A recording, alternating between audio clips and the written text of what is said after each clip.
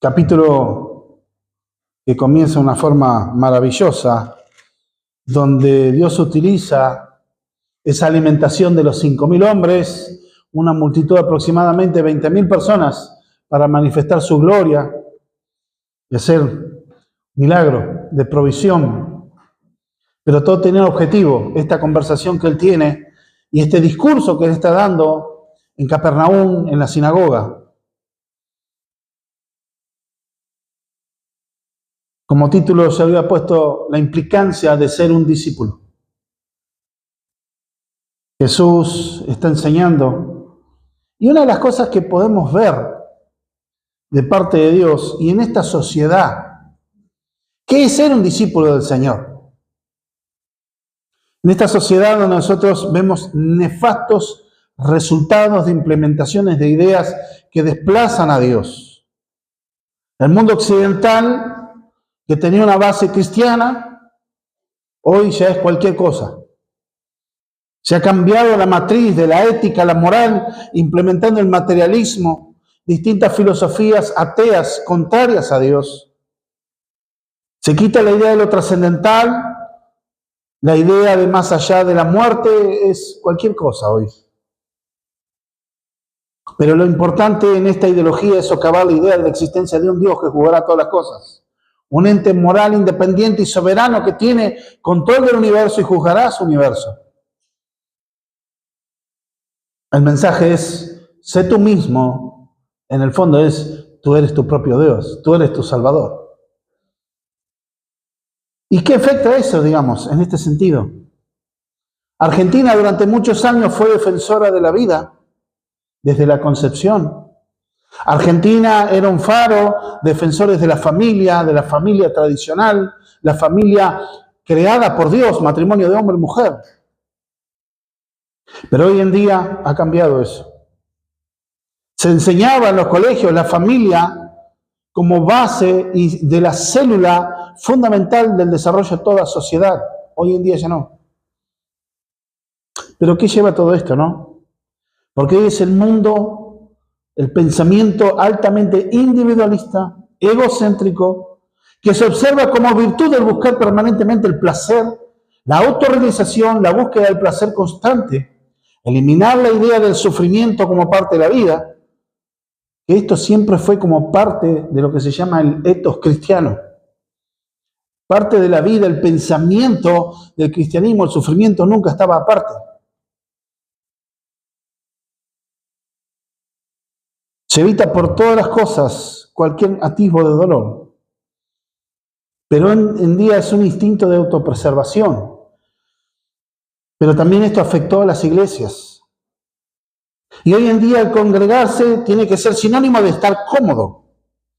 Donde las Sagradas Escrituras son relativizadas, se reemplazó la hacer teología por la experiencia, donde importa más lo que el individuo siente o experimenta, supone según lo que haya tenido cada uno, o sea, es una visión subjetiva. La moral se distorsionó en pro de la cultura. Entonces la idea de ser un discípulo del reino se ha distorsionado de tal manera que se puede usar la Biblia, pero predicar a dos Cristos totalmente diferentes. Muchos dicen ser iglesia y usan la Biblia, pero predican a Cristos totalmente diferentes. Uno que es siempre amigable, nunca confronta el pecado ni la maldad, nunca llama al arrepentimiento, siempre está dispuesto a alentar, a bendecir, donde se exalta como centro la figura del hombre, o sea, un evangelio antropocéntrico. En cambio, el Jesús bíblico, amorosamente, pero llama a pecadores al arrepentimiento. Confronta la maldad y el pecado. La idea es ser miembro del reino para ser moldeado el corazón del hombre conforme a la idea de Dios y no al revés. El hombre es transformado por la gracia, pero el hombre debe dejar su vieja vida y vivir conforme al nuevo estándar, o sea, debe rendirse. Ser un discípulo es aceptar el escándalo de la fe. Es seguir por fe a un crucificado. creer en su resurrección, vivir para Él, estar dispuesto a ser ridiculizado, o aún peor,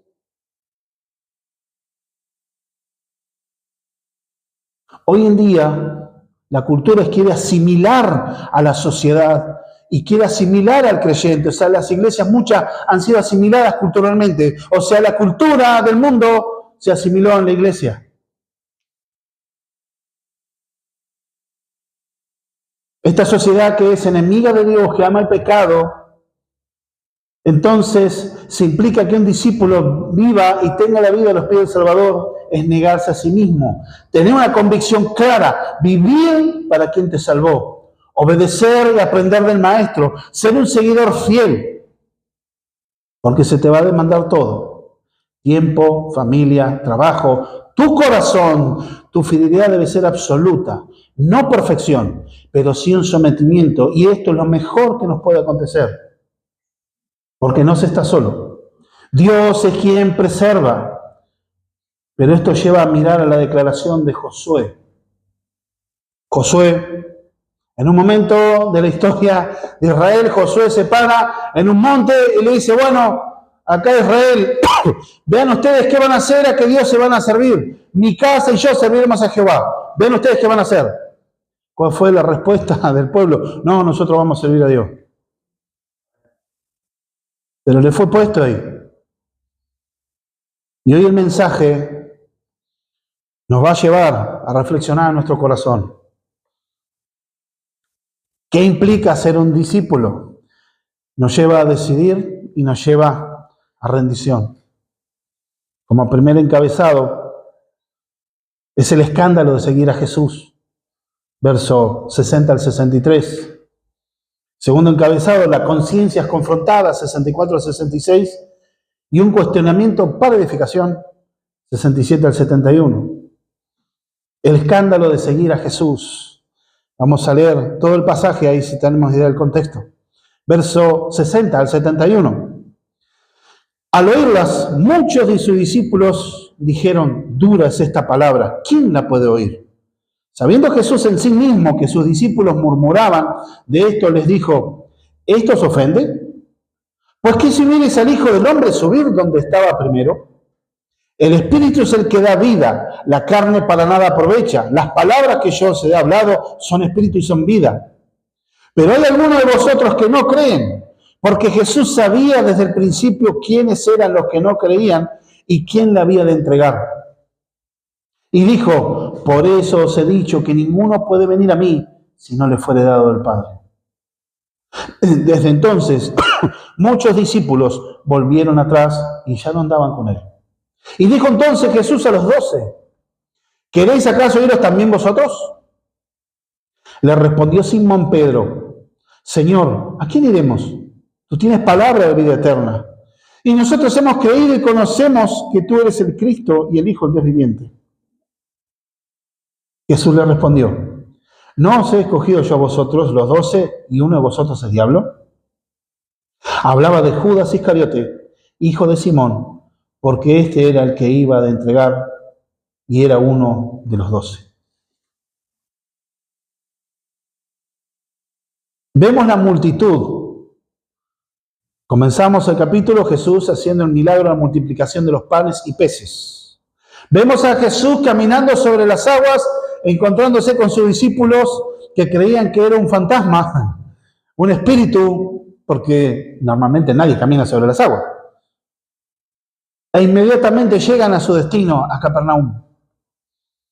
Vemos una multitud que los sigue. Imagínense el día anterior dando de comer a una multitud de 20.000 personas, aproximadamente. Una multitud que está enfervorizada, que inclusive estaban hablando entre ellos de ponerlo como rey. Porque dijeron: acá está el líder que necesitamos. Tenían, acuérdense, Israel, esa esperanza mesiánica. Ellos oraban y anhelaban la era mesiánica, donde, según su concepción, el Mesías tenía que venir para restaurar la nación de Israel, expulsar a los romanos e instalar un nuevo reino de gloria. Eso esperaban muchos. ¿Y quién reunía las cosas? Nos da panes y peces gratis. Además, bueno, tiene carisma, va a ser el nuevo rey. Pero Jesús, dejando eso, se aparta de ellos. Y está hablando su testimonio y les da un mensaje polémico. ¿Cuál es ese mensaje polémico? Como vimos la semana pasada, para estar en él le está diciendo que tienen que comer su carne y beber su sangre. Esta multitud queda atónita escuchando que debe comer carne y beber sangre del que había descendido del cielo. Porque la crítica era que ellos solo querían comida, de que no podían salvarse a sí mismos. Jesús le decía que él era mayor que Moisés. Imagínense que decir es mayor que Moisés. No puede ser. Le habían dicho a Jesús, había hecho el milagro de multiplicar panes y peces, y después le decían a Jesús, pero nuestros padres recibieron alimento 40 años en el desierto. Entonces, ¿cómo puede ser que nosotros no veamos una señal tuya? A ver, ¿qué señal tenés para hacer? El día anterior les multiplicó pan y peces. ¿Qué más querés ver? Fíjense la dureza del corazón y la forma que seguía la gente, con la actitud que seguían a Jesús. Le decía lo peor, que no se podían salvar a sí mismos. Porque ellos pensaban que por cumplir la ley, y además que solo por el hecho de ser hijos de Abraham, en cuanto a etnia, o sea, descendientes de sangre, entonces ellos ya eran salvos, como quiera la cosa. Y Jesús le dice, no, tienen que venir a mí. Yo soy el pan de vida. El pan que ustedes comieron, para nada aprovecha. Sus padres comieron en 40 años del desierto, pero todos ellos murieron. Pero yo soy el pan de vida, y el pan que es el que da vida. Es unas declaraciones muy polémicas. Y Jesús habla de discípulos. Al oírlas, muchos son discípulos, pero discípulos no se está hablando de que sean, o sea, después se aclara que son los 12, porque habla la multitud en general. Algunos que lo seguían regularmente, pero cuando se dice discípulo, no está diciendo a qué profundidad estaban siguiendo a Jesús o con qué intenciones. Lo seguían regularmente, pero muchos lo seguían por las bendiciones, no por quién era Él. Pero esto no muestra una sinceridad y compromiso de los tales. Muchos con los milagros quedaron fascinados, pero sin un compromiso real. Y lo que le molestaba no eran las cosas media misteriosas que Jesús le dijo, era lo que habían entendido. No podían aceptar, no podían asimilar, porque la forma de haber y de entrar a Cristo y de decir, comer mi carne, beber mi sangre, era aceptar su mensaje de salvación por fe en Él. Era hacer suyo el mensaje de la cruz, era hacer suyo, aceptarlo, asimilarlo, las enseñanzas de Jesús, y ellos no estaban dispuestos a hacerlo. El escuchar que solo a través de Jesús se puede acceder a la vida eterna, que Él era el pan de vida, ya era más de lo que estaban dispuestos a soportar. John MacArthur decía lo siguiente en su comentario: cuando Jesús pidió de ser salvo por sus méritos, el tema central era aceptar el sacrificio entero de Cristo por la fe. Porque es confiar en los méritos de Cristo, no los méritos de los hombres. La naturaleza humana está caída.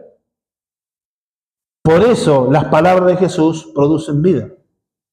Cierro cita. Y vemos lo siguiente. 1 Corintios 15, 45 dice, fue creado Adán, alma viviente, pero después vino el segundo Adán, espíritu vivificante. Uno tenía una vida animal, vamos a decir, una vida natural, que iba a tener un fin, pero Cristo dice es espíritu vivificante, o sea que da vida, es fuente de vida. Decía Hendrickson, no solo son ricas metáforas, como declaró expresamente Jesús, sino que cuando se aceptan por fe, en un sentido profundo y espiritual, se convierte en instrumento de salvación para los suyos. Porque debemos entender, hermanos, debemos comprender la obra de ser un discípulo del Señor y la obra de Cristo. Además, cuando Jesús está hablando ahí, dice lo siguiente, ¿no? Es una dura palabra. tiene que ver con algo severo. Es una palabra que tiene que ver con algo duro. La palabra que viene ahí tiene la raíz de esclerosis. ¿Y qué es una esclerosis? Una esclerosis es el endurecimiento de un órgano, de las venas. Algo se habla de esclerosis. Bueno, la palabra es esclero, que tiene que ver con un endurecimiento. Esto era algo severo, algo duro. ¿Cómo podemos ir, beber su sangre, comer su carne, creer en él? ¿Quién las puede oír? O sea, ¿quién las puede soportar? Un verdadero discípulo soporta, porque es disciplinado. Dice también, sabiendo Jesús en sí que estos discípulos murmuraban, de esto les dijo, ¿esto os ofende? Porque la realidad es la siguiente, de tomar la fe es entender cómo Dios obra en los corazones. Es entender, como dice Josías Grauman, ¿no? En el verso 61, uno comete apostasía, no comete apostasía un día para otro. Comienza con la queja. No hay gratitud a Dios hasta que se surge en la incredulidad. Y si no se frena, se llega a la apostasía. Eso demuestra que en realidad nunca fueron salvos. ¿Cómo tenemos este remedio? Porque esta gente se quejaba, sabiendo Jesús que sus discípulos murmuraban de esto, les dijo, ¿esto os ofende? La palabra de ofender en el griego es la raíz de nuestra palabra escándalo. O sea, eso te escandaliza. Tiene que ver como que alguien pone pie de tropiezo hasta hacer caer a alguien en una trampa. Esto te escandaliza. Tiene que ver con la murmuración. Y esto que Jesús le dice y le pregunta, a usted lo escandaliza, ¿cómo se puede cultivar una vida buscando ser llenos de Dios? Estar agradecidos a Dios, aún por lo que no tenemos, que nos falta, pero ser agradecido. Practicar y cultivar nuestra vida en agradecimiento para no tener un corazón ingrato. Un corazón ingrato nunca se va a sentir satisfecho en Dios. Siempre le va a faltar el 10 para el peso. Siempre va a ver que Dios lo bendice en algo, pero esto falta. Pero Dios te dio esto, pero yo quiero eso. Nunca hay conformismo con Dios. Siempre da lugar a la crítica a Dios, la murmuración a Dios, hasta que eso llega a desembocar en incredulidad. Porque un corazón se fastidia, se cansa y te cerrás en tu visión y decís, bueno, esto es mentira. Pensé así, no, Dios no es tan así.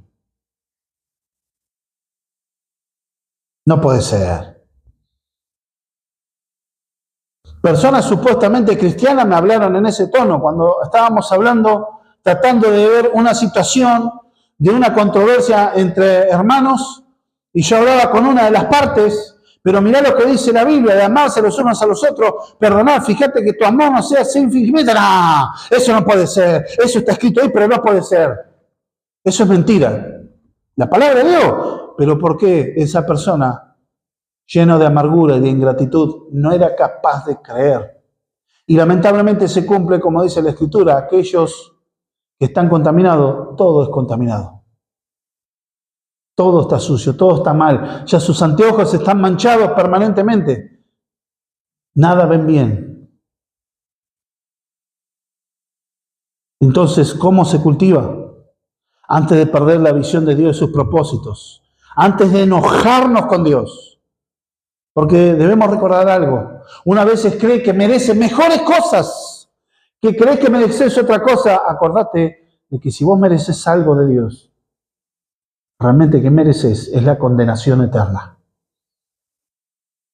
Si vamos, que va a merecer. A veces yo me pongo nervioso cuando escucho a veces a creyentes reclamar justicia. ¿Por qué esto es injusto? Dios me tiene que hacer justicia. Cuidado. Clamamos a Dios para que Dios nos haga justicia. Debemos pedir gracia al Señor. Debemos entender, hermanos, cómo practicamos esto. Entender quién es Dios. No olvidar cómo Jesús conocía los corazones. Y es cultivar un corazón agradecido, bendecido a Dios, para no ser escandalizados, para no caer en eso. Y este mensaje para ellos era terrible. Cómo de todas sus tradiciones, de su vida religiosa, toda la vida fue la iglesia. ¿Cómo va a creer? Bueno, tenés que creer en Cristo. De creyentes hoy en día decirles, tenés que creer en Cristo, arrepentirte. Pero yo vine toda la vida a la iglesia. Mis padres cristianos y yo vengo a la iglesia. ¿Naciste de nuevo? Es entender. Porque, ¿qué es lo que está hablando Jesús? Y lo que desarrollaría Pablo en la primera carta a los Corintios, capítulo 1, versículo 21. Pues ya que en la sabiduría de Dios el mundo no conoció a Dios mediante la sabiduría, agradó a Dios salvar a los creyentes por la locura de la predicación. Porque los judíos piden señales y los griegos buscan sabiduría. Pero nosotros predicamos a Cristo crucificado, para los judíos ciertamente tropezadero y para los gentiles locura. Mas para los llamados, así judíos como griegos, Cristo poder de Dios y sabiduría de Dios. Porque lo insensato de Dios es más sabio que lo de los hombres, y lo débil de Dios es más fuerte que lo de los hombres. La forma que Dios decidió salvar no era, a ver, portate mejor, portate bien, esforzate, poner dinero, sé moralmente lo mejor. No, están todos perdidos. Todos deben ser salvos a través de Cristo. Los judíos pedían señales. Ahí a Jesús le decían, haz una señal, a ver. En la cruz le decían, bueno, si vos sos el Cristo, bajate de ahí. Y vamos a creer. En un tono burlesco, por supuesto. A un griego, a un romano, decirle, ¿qué? Creer en alguien que murió como un esclavo en la cruz. Los romanos y los griegos, la humildad la tenían como un signo de debilidad. El concepto de la humildad como virtud es algo que impulsó Cristo y que el cristianismo fue poniendo a la sociedad en el tiempo. Pero el ser humilde era sinónimo de ser débil, sin carácter, un inútil en un hombre. Y que yo voy a seguir a alguien que murió como un esclavo crucificado y que encima dice que resucitó a otro perro con ese hueso. Ellos querían seguir a los dioses, por eso el panteón de los griegos, el panteón de ellos, dioses, muchos muy masculinos, muy musculosos, Zeus, el dios del rayo, tenés otros dioses. Entonces, creer a un carpintero que vivió en una provincia polvorienta del Imperio Romano, que fue crucificado por sedición, según la ley romana, y murió en una cruz. Es un esclavo. Mira que yo voy a seguir a ese. No. Por eso el mensaje de la cruz es escándalo. Para los judíos es piedra de tropiezo. Por eso uno de los salmos que se recitaba en las Pascuas, el Salmo 118, el verso 21, habla de que la piedra que desecharon los edificadores vino a ser cabeza del ángulo. Porque ellos, Jesús, también les era escándalo y piedra de tropiezo. El mensaje de la cruz era escandaloso. Nosotros hoy en día algo tenemos la idea en los cines de lo que es la cruz. Pero en aquel momento las personas sabían perfectamente y por eso no hay una gran descripción de los crucificados, porque cada uno de ellos sabía. Tanto en Roma, en Grecia y también en Jerusalén, se crucificaban y cuando había muchos, se los crucificaba en los lugares principales, al pie del Monte de la Calavera. La gente veía con horror cómo quedaban los crucificados, que inclusive dejaban los cuerpos descomponerse ahí. Para ellos era algo totalmente repugnante, horroroso. Era un espectáculo de terror y de miedo porque era la disciplina que imponía la paz romana. Te metés con Roma, te va a pasar esto. Y eran totalmente expuestos, sin ropa.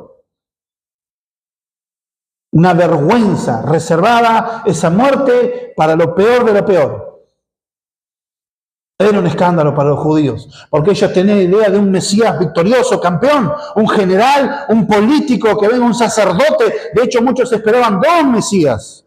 Uno que venía con poder político y militar y otro que era un sacerdote. Jesús cumplió todo, pero no lo veían. Esto muestra algo. ¿Le dice a ustedes, les ofende? ¿O los escandaliza? Muestra algo, Jesús no estaba para complacer a la gente. No estaba para darle a la gente lo que querían, para que la gente esté contenta. El Evangelio está en este mundo no para crear más placer al ser humano, es llamarlo al arrepentimiento y la fe, a volverse a poner a cuentas con la justicia divina.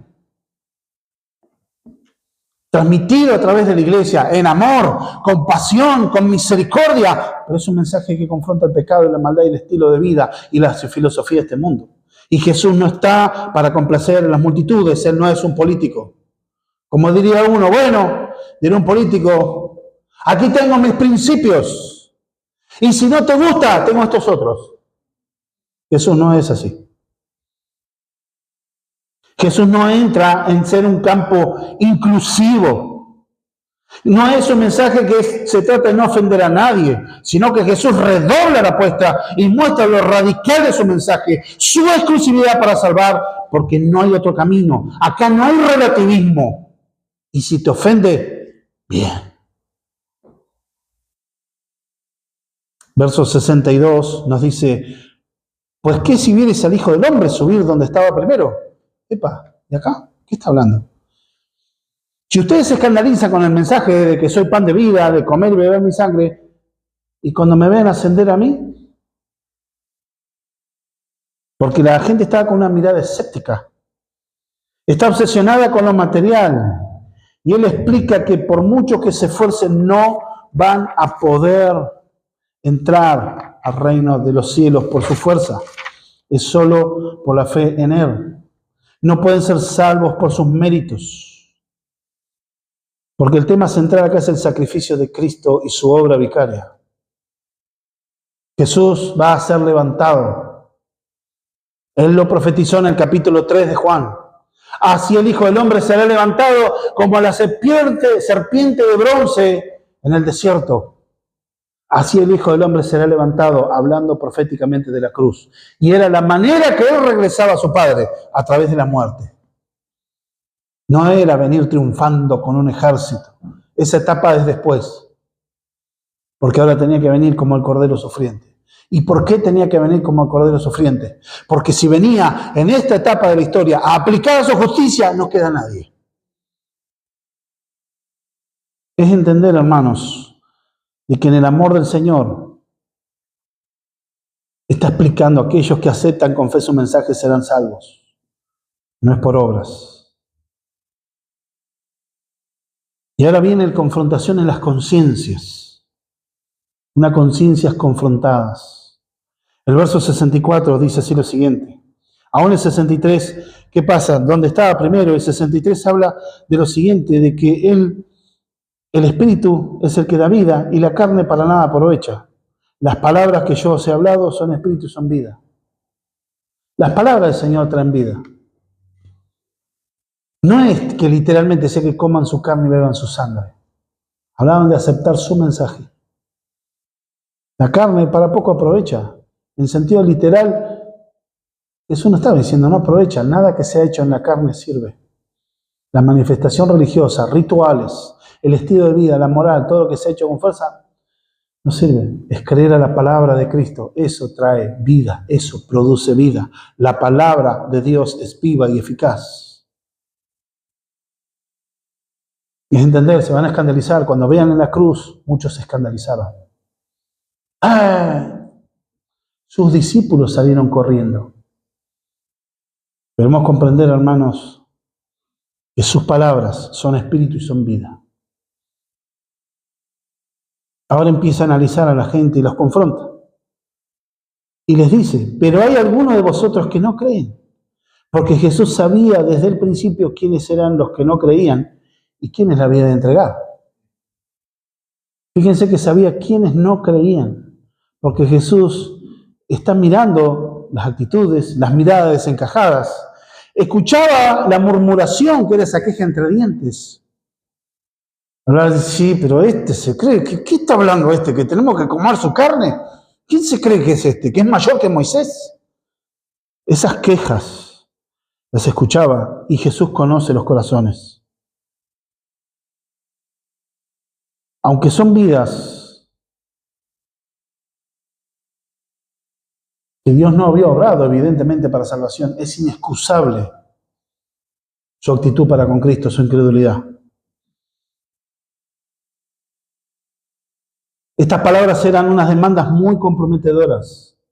Seguir a Jesús sin un real compromiso no es aceptable en las normas del reino.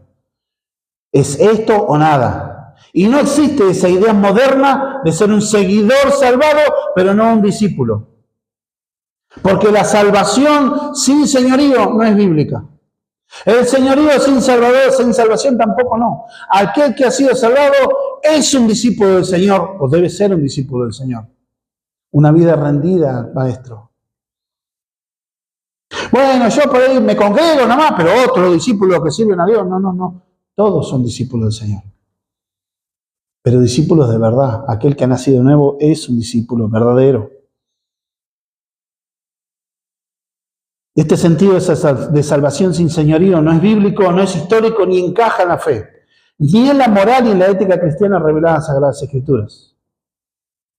Jesús no solo sabía quiénes no creían, sino está mencionando acá, el autor dice, Jesús dice, quiénes eran que no creían y quién le había de entregar. Ahora se refiere a una persona, habla primero en plural y ahora en singular. Se está refiriendo a Judas. Él sabía. Judas estaba ahí. Estaban los 12. Los conocía. El discernimiento que tenía el Señor. El verso 65 nos dice, y dijo, por eso os he dicho que ninguno puede venir a mí si no fuere dado del Padre. Acá Jesús vuelve a sostener esa tensión entre la responsabilidad humana y la soberanía de Dios. El ser humano debe creer, aceptar el Evangelio y debe creer. Pero sabemos que si cree es porque ha sido traído por el Padre, ha sido arrastrado a los pies de Cristo. Ha sido su voluntad ganada. Cuando uno cree en Cristo, cree el Evangelio, cree la experiencia que uno puede tener, sí, yo creía el mensaje de Cristo, yo me vi pecador y yo creí en Cristo. Eso es verdad. Pero tan bambalinas hay que el Padre se ganó tu voluntad y te arrastró a los pies de Cristo amorosamente. De la manera que Él quiso, ¿no? Porque algunos aceptaron a las buenas, otros en accidentes, otros a punto de morir. Dios sabe cómo opera en cada uno. Pero es una acción de amor divino ya que nos llevó a salvación. Mantiene eso, porque Jesús sabe bien cómo es el efecto y la caída en el ser humano. Como habla Romanos 3, no hay quien busque a Dios, no hay quien haga lo bueno. Todos se han hecho inútiles, como dice Romanos 3, 10 al 12. Vemos en las Sagradas Escrituras, dice, como está escrito, no hay justo ni uno, no hay quien entienda, no hay quien busque a Dios. Todos se desviaron y aún se hicieron inútiles. No hay quien haga lo bueno, no hay ni siquiera uno. Entonces debemos entender la calidad del amor de Dios.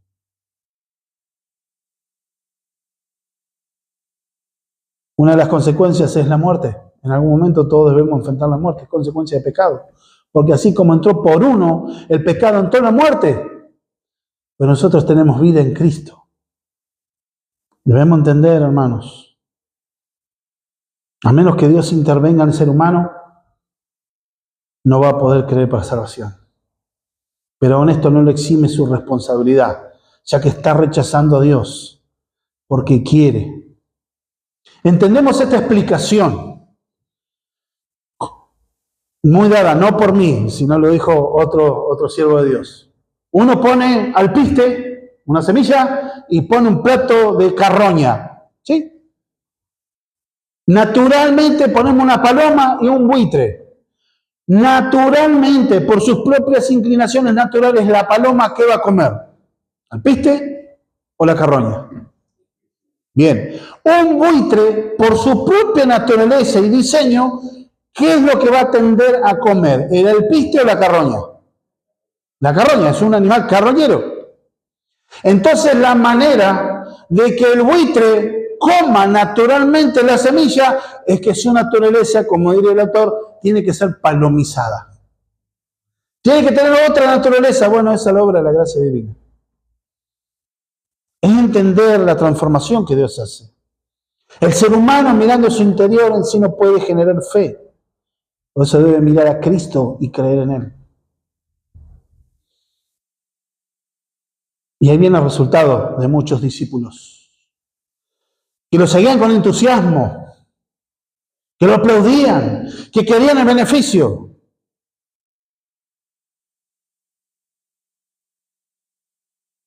Desde entonces, muchos de sus discípulos volvieron atrás y ya no andaban con Él. Qué triste.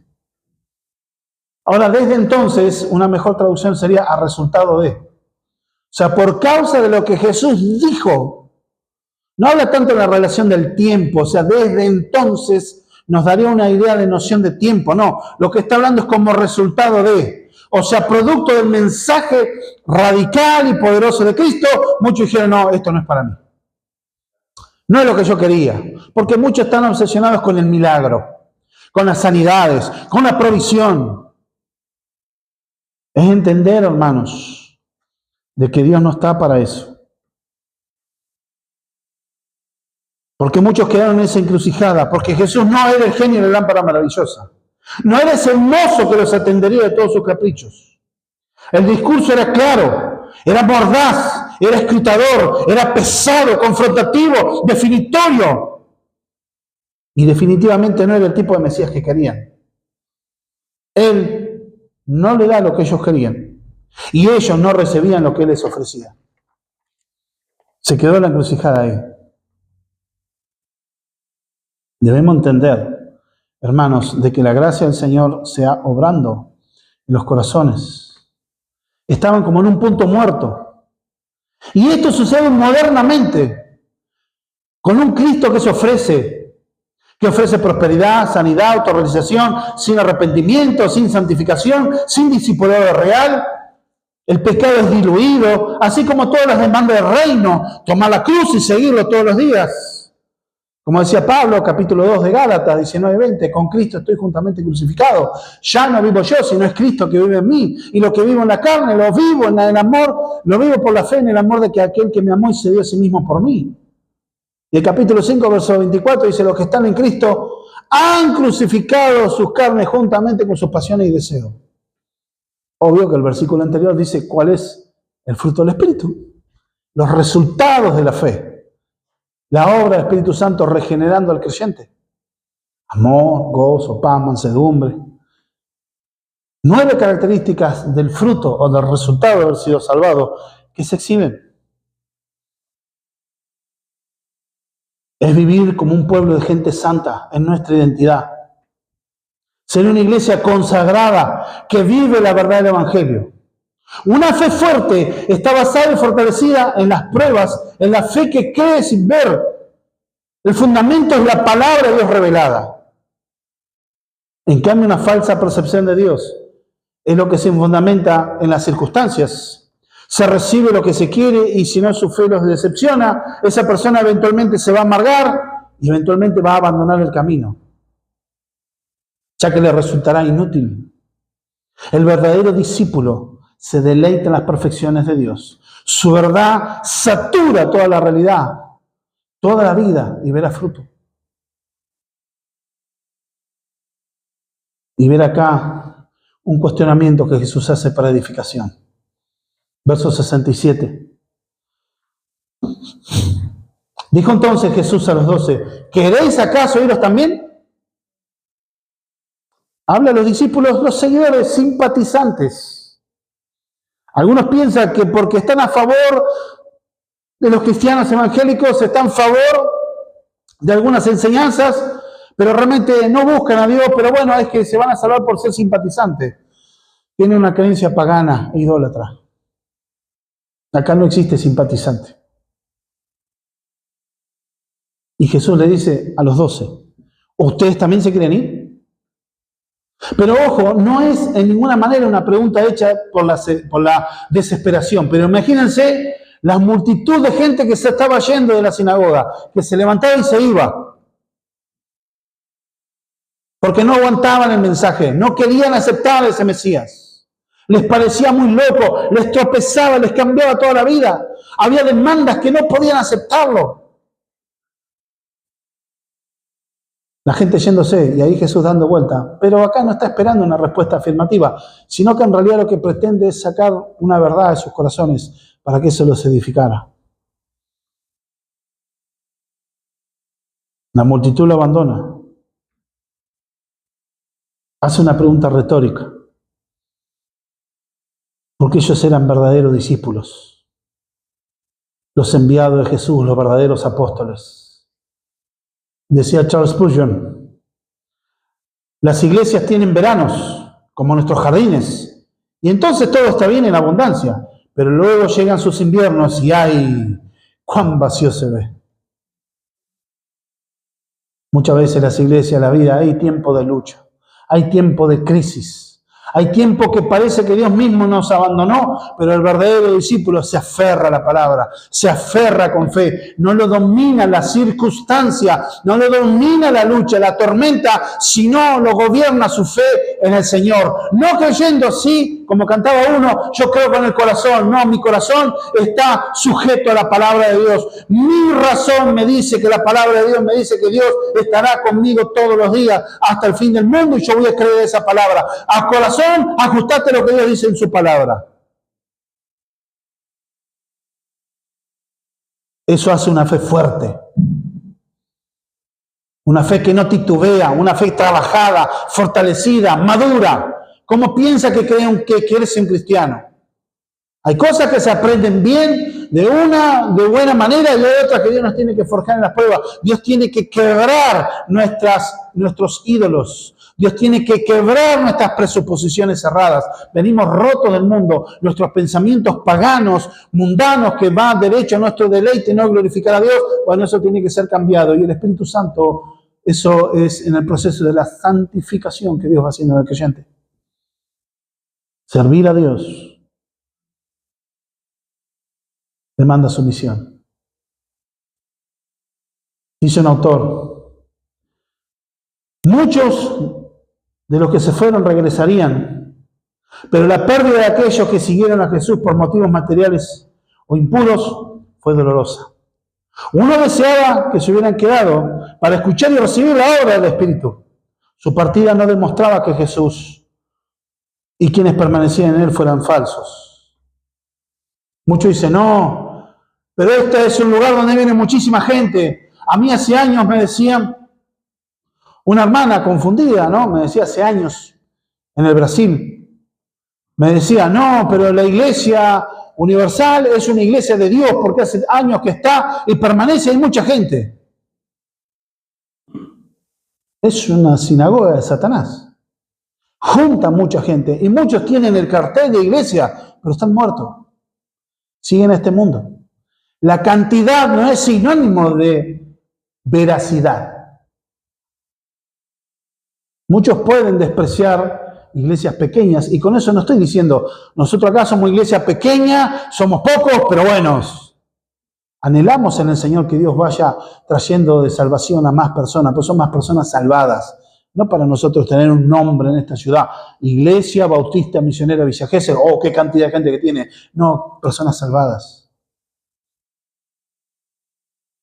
Es entender. Y algunos sostienen que muchas iglesias que se han extraviado de la verdad, ya no enseñan según la revelación bíblica, son verdaderas porque tienen multitudes.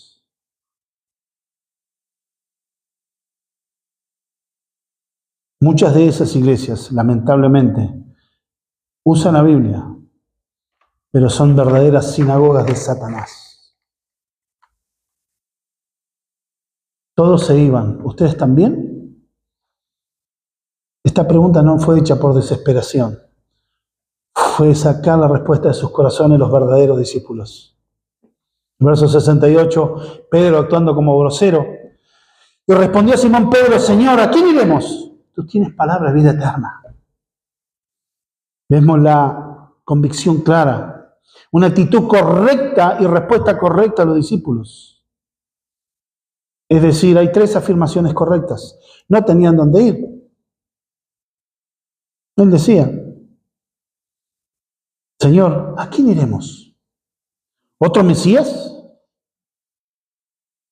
¿A una fe ritualista? ¿Volver al judaísmo del sacrificio? ¿Irse al ateísmo? ¿Buscar otros dioses? Aquí se remarca la exclusividad de Cristo. No hay otro Mesías, solo Jesús. Pedro comprendió que las palabras de Jesús son palabras de vida eterna, no filosofías humanas. Estas palabras de Cristo engendran vida y vida eterna. Esto era edificarlos en la fe.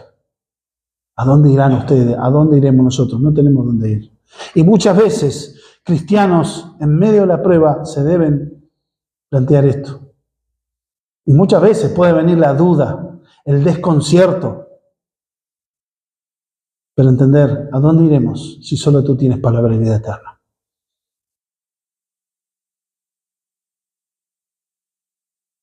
Nosotros hemos creído y conocemos que tú eres el Cristo, el Hijo del Dios viviente. Aún en otras versiones, otras traducciones dice que tú eres el Santo de Dios. No afecta la doctrina. Son variantes textuales, pero no está afectando. El Santo de Dios, que es el Mesías, el ungido, es el enviado por el Padre. Creyeron en Él y está hablando de lo mismo. Se refiere al Santo que es apartado por Dios y para Dios. Fíjense, Juan 17:19 dice, Padre, yo mismo me santifico para cumplir los propósitos de Dios en la intercesión sacerdotal. Pero esto no lo descubrió Pedro, fue revelado de lo alto. Así como cuando en el Evangelio de Mateo, él dice, ¿quién dice ustedes que soy yo? Y él dijo, tú eres el Cristo, el Hijo del Dios viviente. Bien dijiste, Pedro, pero esto no te reveló carne, sino te fue revelado de lo alto. No fue algo que él fue inteligente. Y acá viene algo que uno un poco se desconcerta, ¿no? Un plan de negocios o para empezar una empresa, ¿qué es lo que elegiría? ¿Personal apto? O personas que sean aptos para enseñar, pero entender algo. Jesús le respondió, ¿no os he escogido yo vosotros los 12? ¿Y uno de vosotros es diablo? Epa, ¿qué pasó? Ya tenía tiempo con ellos, más de 1 año y pico ya. Jesús deja muy claro que Él escogió a los 12 y no al revés. Esta no es la elección para salvación, sino para el apostolado. Y además, identificadamente, ¿quién iba a ser el traidor? O diablo, que viene a ser un calumniador, el acusador, un adversario. Ya que vemos que está hablando de Judas, que después lo dice, que era un títere de Satanás pobre. Pero él hizo lo que él quiso. La elección se determina en esto. Dios nos eligió a nosotros, no nosotros a Él. Tanto el ministerio como para salvación. ¿Entender esto? ¿Y qué es lo que dice? Uno de vosotros es diablo. Y ahí aclara Juan, casi como si se pudiera escuchar la sorpresa o la incredulidad. O sea, no se puede creer. O sea, como estaría planteando Juan, abriendo los ojos, me imagino yo cuando estaba escribiendo. Hablaba de Judas Iscariote, hijo de Simón, porque este era el que iba a entregar y era uno de los 12. Judas era el nombre de Iscariote, se diría porque era un nombre de Queriot, presumiblemente una ciudad se llamaba Queriot. Pero entender, se puede oler y escuchar la expresión de Juan como si hablara con incredulidad. Y esto apunta también que las traiciones más dolorosas vienen de los amigos. Jesús dice que da su vida por sus amigos, porque así consideraba a sus discípulos. Fue inimaginable, no se sabe cuándo realmente Satanás poseyó, se sabe cuándo llenó su corazón y fue a traicionar al Señor, pero de cuándo empezó a trabajar y a hablar a su corazón. Judas por ahí tenía otra visión del Mesías, como la tendría la mayoría. Y al ver que Jesús no estaba haciendo lo que él pensaba, eso son deducciones, la Biblia no dice algo de eso. Se deduce, pero es una especulación. Lo que dice claramente es que él traicionó y que tenía amor al dinero, porque después en otro pasaje Juan mismo dice, metía la mano en la bolsa de las ofrendas, robaba al ministerio. pero entender que posiblemente Judas no terminaba de comprender y aceptar el mensaje. Era un corazón que no estaba satisfecho con Cristo. Tenía queja y cuestionamiento. Dio lugar en su corazón, aunque el enemigo lo usó. Esto no exime su responsabilidad de esta alta traición, porque él hizo lo que quiso hacer y ya no había más sacrificio para él. La apostasía es un acto deliberado. Después de escuchar la verdad y rechazarla constantemente, muestra algo, que tal persona nunca fue salva.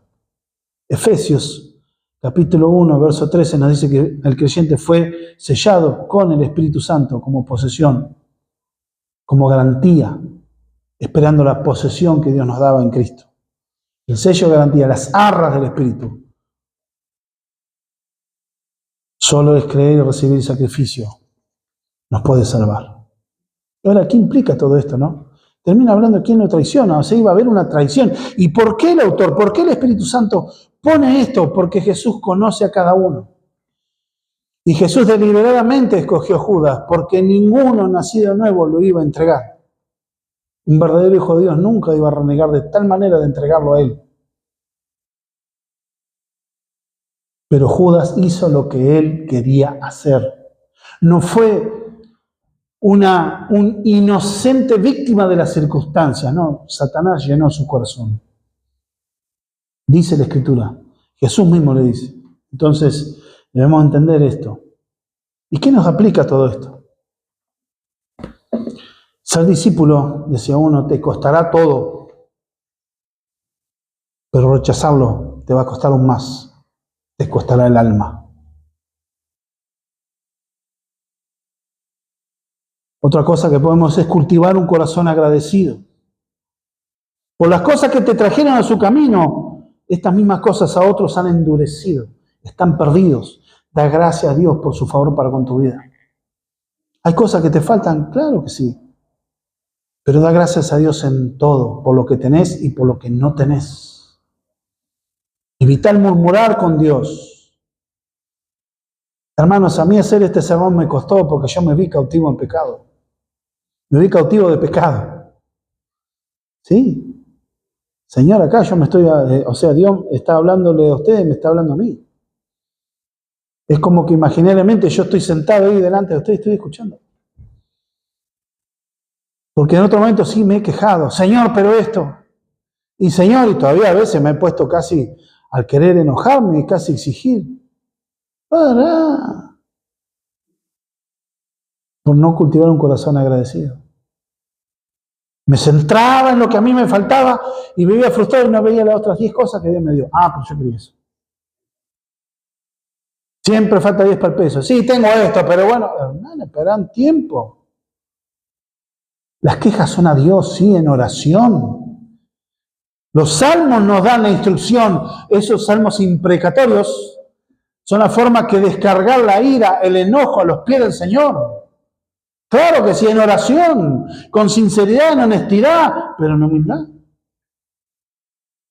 Pero muchos hoy en día usan la queja, ¿qué? El Facebook, el Instagram, exteriorizando a todo el mundo los problemas, lo que tiene. Y se pierde de vista, hermano. ¿Qué tenés que decir a todo el mundo, hermano? Clamá a Dios de rodillas. El que te ve en secreto te va a recompensar en público. Hoy la cultura es exponerse. Es la cultura de la exposición. Agradecer a Dios por lo que tenés, aún por las circunstancias difíciles. ¿Es loco? ¿Es contraintuitivo? Claro que sí. Es el Evangelio. No hay neutralidad con Dios. Solo hay dos caminos. O estás con Cristo o en su contra.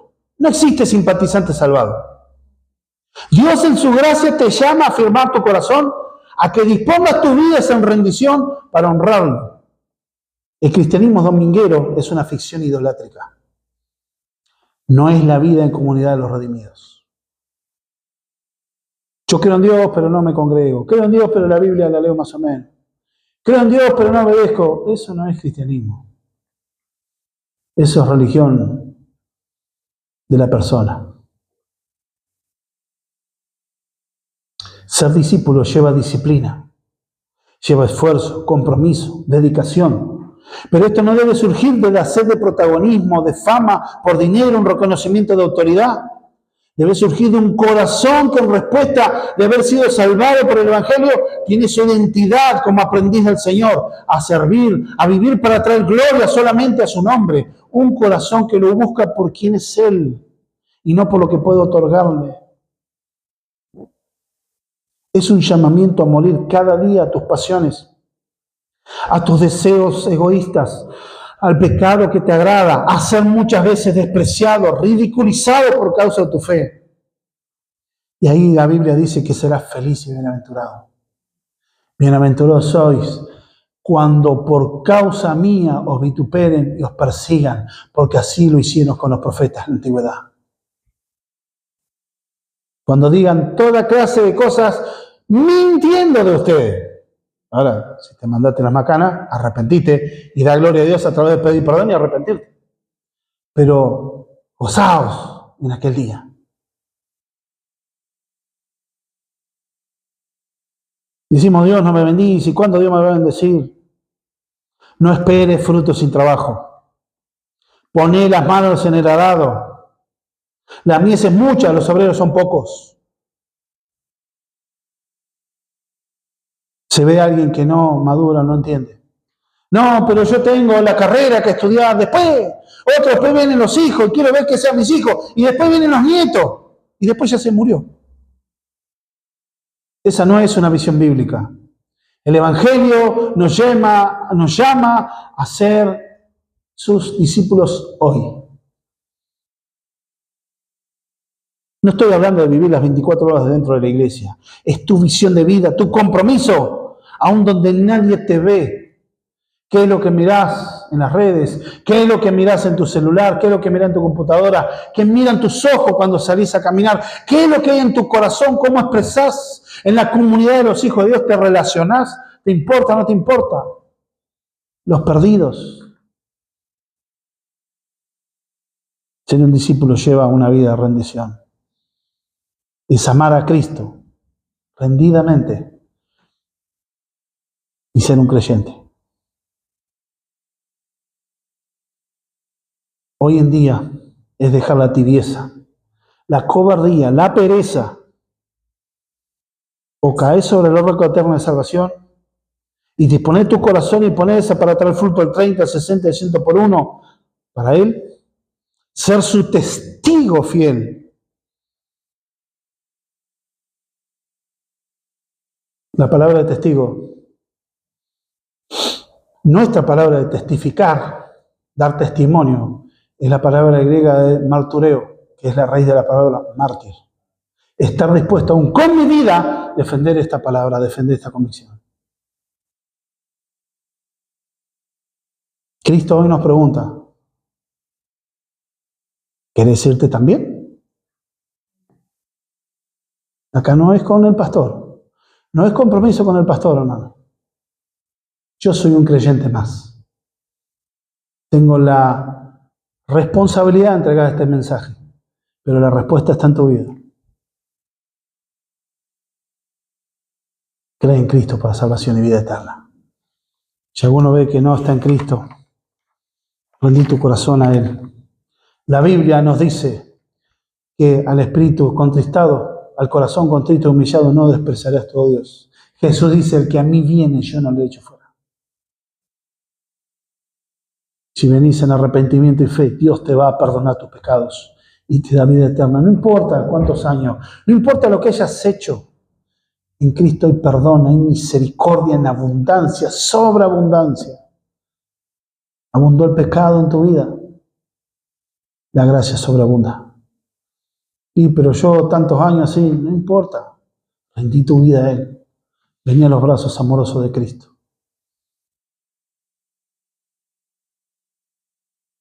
Oramos, hermanos. Amado Dios, te damos gracias por tu palabra. Gracias, Señor, Dios mío, por el punto, Señor, del compromiso que lleva, Señor, el discipulado. Y queda, Señor, Dios mío, el panorama y la elección que tenían que hacer, Señor. Por eso oramos que tú des sabiduría a nuestra congregación. Señor, para poner las manos en el arado sin mirar atrás, Señor amado. Señor, oramos para que tú fortalezcas a aquel que está debilitado en la fe, que levantes al caído, instruyas a aquel que está en ignorancia, que vuelvas, Señor Dios mío, a reordenar la vida de aquellos que están en desorden, que santifiques a aquel que está batallando con el pecado, que salves al perdido en esta hora. Gracias te damos, en el bendito nombre de Jesús. Amén.